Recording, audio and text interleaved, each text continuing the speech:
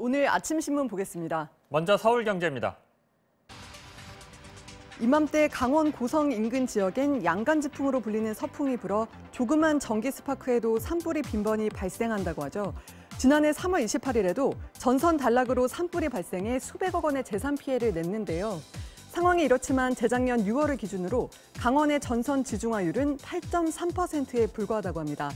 대형 산불을 진압할 산림청의 초대형 헬기도 현재 4대뿐이라고 하는데 문제는 비용이라고 합니다.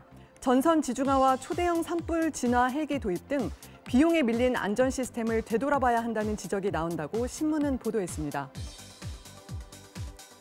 조선일보는 북한이 하노이 2차 북미 정상회담 결렬의 책임을 물어 사전 실무 협상을 책임졌던 실무진은 물론 정상회담 당시 통역을 맡았던 통역관도 문책한 것으로 알려졌다고 보도했습니다.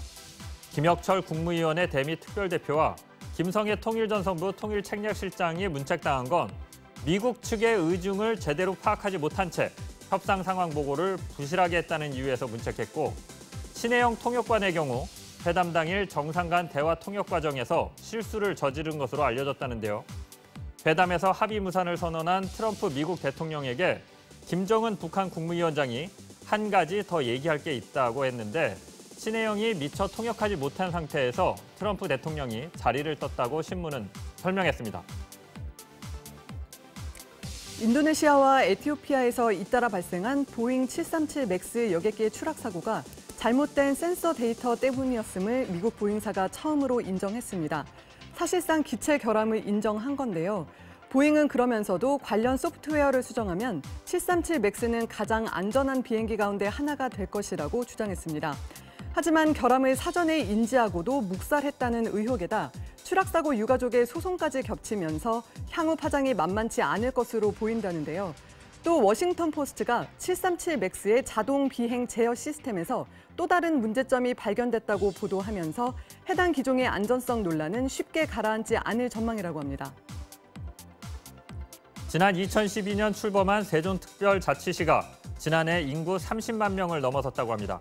하지만 인근 지역인 대전 충남에서 유입되는 인구가 많은 데다 주 후반만 되면 공무원들이 서울과 대전 등지로 빠져나가 블랙홀 도시, 월화수목의 도시로 전락하고 있다는 비판이 나온다는데요.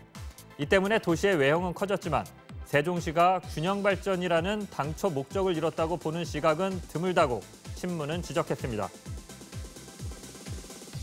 불안정한 지위의 시간 강사를 보호하자는 취지의 이른바 강사법 시행을 앞두고 최근 강사 숫자가 급감하고 있다고 합니다. 한국비정규 교수노동조합에 따르면 올 4월 기준 시간 강사는 1년 전보다 15,000명 정도 줄었습니다. 문제는 돈이었는데 대학이 부담해야 하는 추가 재정이 적게는 2,800억 원에서 많게는 3,000억 원 정도로 추정되기 때문이라고 합니다. 교육부가 확보한 처우 개선비 288억 원으론 태부적인 건데요. 결국 돈 때문에 세입자나 상인을 보호하려는 법이 되레 이들을 거리로 내쫓는 데 일조하는 보호법의 역설이 대학가에서도 나타나고 있는 것이라고 신문은 지적했습니다. 종사에 휘말린 사람들에게 변호사는 벼랑 끝에서 움켜쥘 최후의 지푸라기나 다름없죠. 하지만 변호사들의 행정 보조를 위해 고용된 사무장들이 법의 한계와 자신의 재량을 넘어선 영역까지 손을 뻗치면서 의뢰인들을 벼랑 아래로 밀어넣는 경우가 빈번하다고 합니다. 사무장의 어설픈 지식과 허술한 일처리로 피해자들이 경제적 손실을 입거나 심한 경우 억울한 옥살이를 하게 되는 일도 있다는데요. 변호사가 아닌 사무장이 의뢰인 업무를 주로 맡는 행위는 명백한 변호사법 위반이지만 솜방망이 처벌에 그치다 보니 사무장 로펌이 근절되지 않고 있다고 신문은 꼬집었습니다. 밤늦게 주문해도 다음날 아침이면 신선식품을 바로 받아볼 수 있는 새벽 배송. 3년 사이에 시장 규모가 40배나 성장했다고 하죠. 하지만 신선 배송을 이유로 일회용 포장재를 과도하게 사용한다는 비판이 일고 있다고 합니다. 충격 방지용 에어캡부터 대형 아이스팩과 스티로폼, 종이 상자까지 식재료보다 훨씬 많은 양의 포장재에 돈을 주고 쓰레기를 산 건지 식재료를 산 건지 의구심이 들 정도라고 합니다. 업체 측은 신선도를 위해 어쩔 수 없다는 입장이지만 보통 수도권을 중심으로 이뤄지는 새벽 배송은 물품 도착까지 반나절도 걸리지 않는다고 신문은 설명했습니다. 지금까지 아침 신문 살펴봤습니다.